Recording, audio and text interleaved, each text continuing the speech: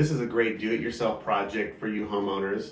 We're changing out a vanity here, and we are in the process. We had to take out the sink and the supply lines that came from these angle stops. And it's very common when you've had a sink for 20, 30 years for these angle stops actually to leak, even though you've turned them all the way off. And so it's just a good time to replace them, and it's a fairly simple job, so that's what we're doing today. But before we get started, we're gonna go outside and turn the water off to the whole house, otherwise water will be flowing out of here like it's a fountain. So before we can change the angle stop valve on the sink in the bathroom, we have to turn the water off to the house, otherwise water just comes flying out the wall. So the water meter, usually right near the property line, in this box. You can see this is where the city water transitions into the house water, and there's actually a gauge right here. It tells you how fast your water's going. And then this valve, I don't know if you can see it right now, this little tab is parallel to the pipe. And what I'm going to do is I'm going to turn that all the way around so that it is no longer held. So now the water is off to the whole house, and we can safely take the valve off the sink.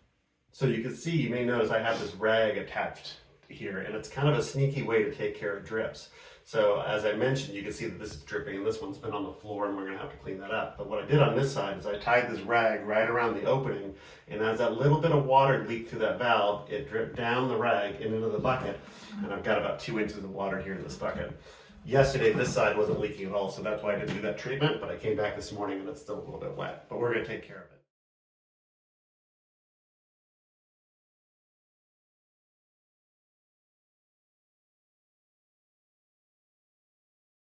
All right, so I've got a escutcheon which helps hide the inconsistent hole behind the sheetrock. Of course, this will be under the vanity, so we won't see any of this.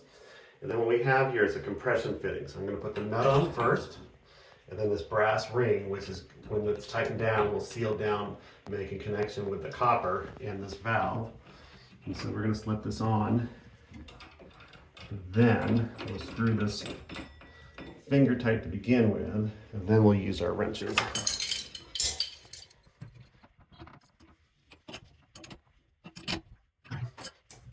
This is a quarter stop, because who cares, like this one will spin and spin and spin, but I either want it on or I want it off. So we're going to test and see whether we got any leaks here.